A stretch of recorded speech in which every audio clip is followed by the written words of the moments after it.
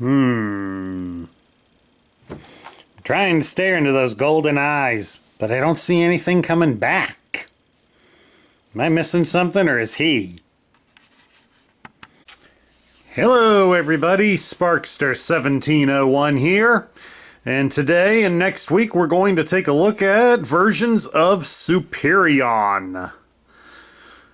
The first one we're going to take a look at is the Generation 1 version. And as you can see here, we have all 5 of the Aerialbots: Slingshot, Air Raid, Silverbolt, Skydive, and Fireflight. All 5 of them were originally released back in 1986. They would also be on the shelves in 1987. They would be discontinued by 1988. The Aerialbots were sold loose, with the 4 smaller guys being on card and Silverbolt being in a box, or all 5 of them could be bought in a special gift set, which basically contained all of the same pieces. The only difference is that you got one large set of instructions to cover all 5 characters, and you got a tech spec for Superion himself. Now, canonically, Superion was the first Autobot combiner and was created to counter the Stunticons, especially if you go by the canon from the cartoon. The Decepticons had created the Stunticons to challenge the Autobots on the road. So the Autobots responded by creating the Aerialbots to challenge their enemies in the skies. Alright, to set up Superion, you'll first need all 5 Aerialbots, and they need to be in their robot modes. The smaller planes all have it easy, in the sense that you just fold in their arms.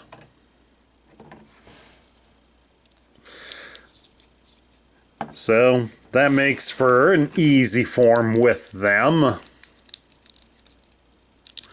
Although on this one I may end up compressing their legs, because I want the G1 version to match how the modern one looks. So that way you guys can compare it side by side together a little easier. So I may end up compressing their legs so they all are the same size, because Skydive here is a little bit weak in the hip, but we'll see what happens when we put them all together. For the time being, now that we've got them set up, we set them aside. And we can work on getting Silverbolt prepped. To start with, we fold down Silverbolt's arms, and we will press in the fists. Come down here and we fold his feet back up into the body, and then spread his legs out at the thigh over to the side, like so. And that gets the body ready. To help finish the prep, we'll take the chest shield and we go ahead and slide it into place. Press it in.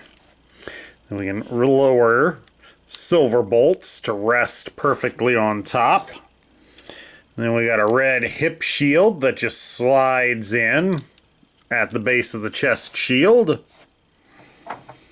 And then we place on the head.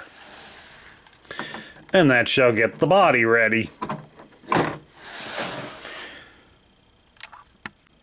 Alright, to prepare Air Raid and Skydive to be the feet, that really doesn't matter which ones you use, but to get these guys ready, all we have to do is get one of the foot pads and plug it into their feet.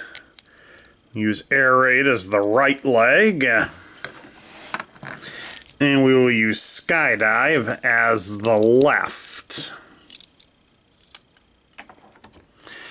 And then, of course, now that they're plugged in, you then plug their heads into Silverbolt's feet.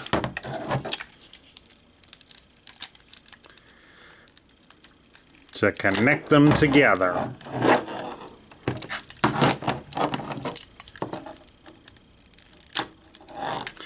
There we go. And then stand him up. Okay, so far so good. And then now lastly, to get Fireflight and Slingshot ready to be the arms, we basically have to fold their heads so they come down like so. And then you attach a fist into their feet. And of course, if you're using Slingshot as an arm, we have the extra step of we have to pop down this part with his front landing gear so that we can then fold his head down. And then we just plug in a hand. And then now we bring Superion back. Raise up the camera a bit. And then plug in into the shoulders. Yeah, we're getting a little wonky there, so better compress them down so he doesn't fall. And then all that's left is to get the gun and plug the gun into his arm, into the hand, and there we go. We have the amazing Superion.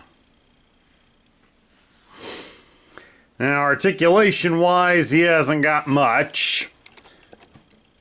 We can basically rotate the arms at the shoulder.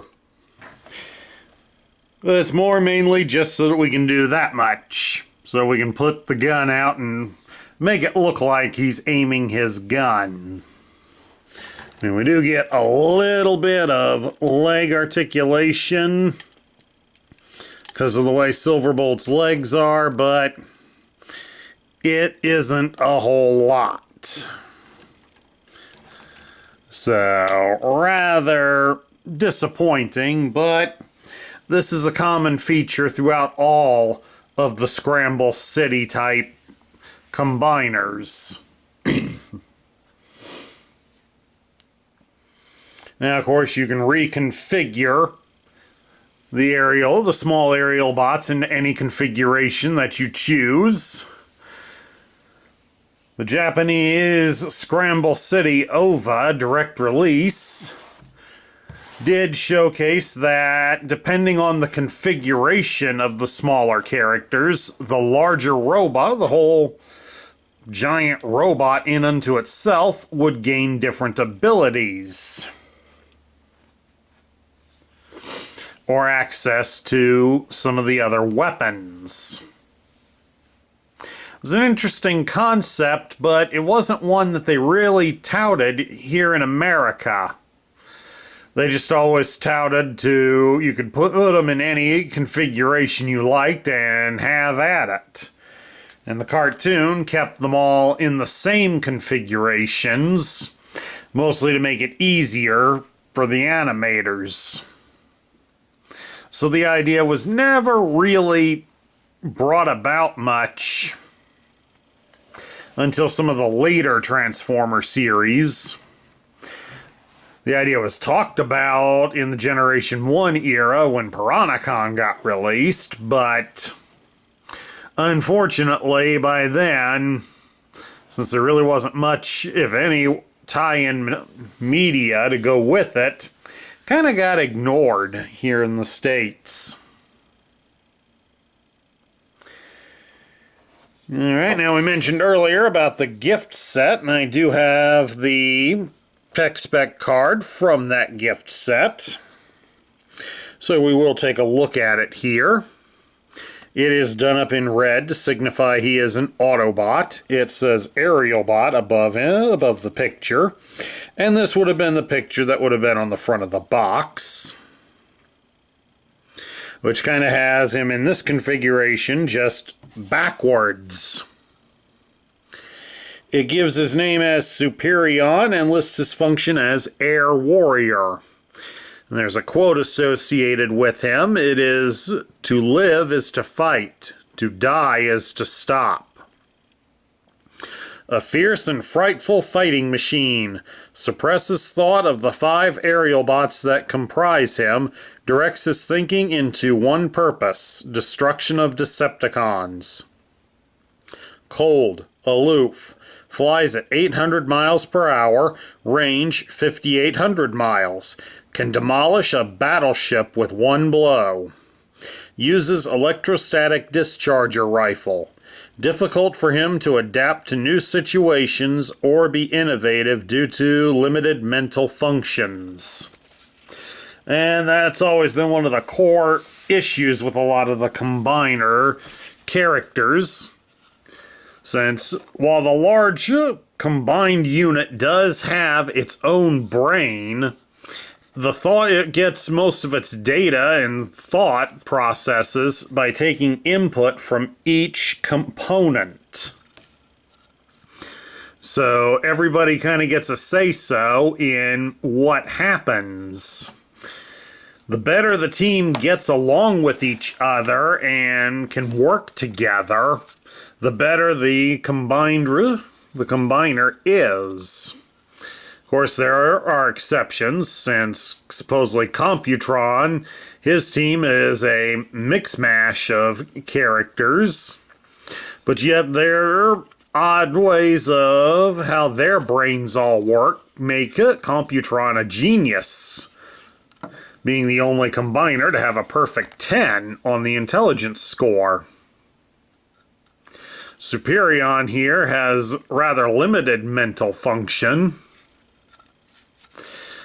due to the fact that he is suppressing the thoughts of his components, and that makes it harder for him to operate. At any rate, let's take a look here at the grid. Normally you'd need the red decoder to go over it, but I can read it pretty well. It gives his strength as 10, his intelligence is 4, his speed is 8, his endurance is 8, his rank is 5, his courage is 8, his firepower and skill are both at 7s, so he is pretty strong and fast, but as we stated, he is a little slow in the intellectual department. So now we get to my thoughts. What do I think of Superion? Well, it's a good first step for the Autobots in terms of a combiner. They would naturally get better ones as they went along. But there are people that are fans of Superion, and while I can't say I'm exactly one of them, I do enjoy and appreciate how this one turned out. If there are any flaws with it, I would say part of it is the way that he is connected here, the leg mechanism. Because oftentimes as a child, I would use the instructions that came with the toy, and we had the arms and leg guys switched around. And that often meant that Superion tended to be a little top-heavy. And as you can see, it still is a bit. If it weren't for my thumbs holding him here, he would fall, do a face plant. So it's kind of, this is a little bit worrisome. It does make you less prone to want to put this one up on a display due to the fact that a slight shift will cause him to fall down. Plus, I also had a bad fire flight. The hole to connect him to either the fist or the foot is a little bit too large, so the pieces don't fit properly.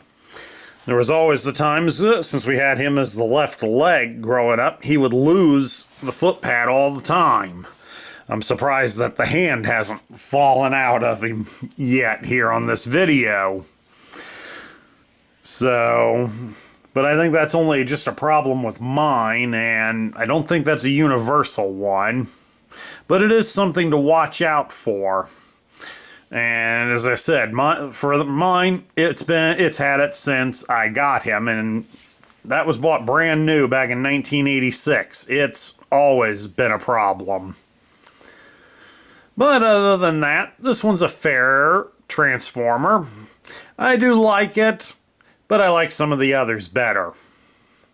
At any rate, that's my look at the Generation 1 version of Superion. I hope you all enjoyed it. Please do remember that if you love the content we feature on this channel, Larry and I would certainly appreciate some likes, shares, comments, and subscriptions. This is Sparkster1701 saying I'll catch you all later.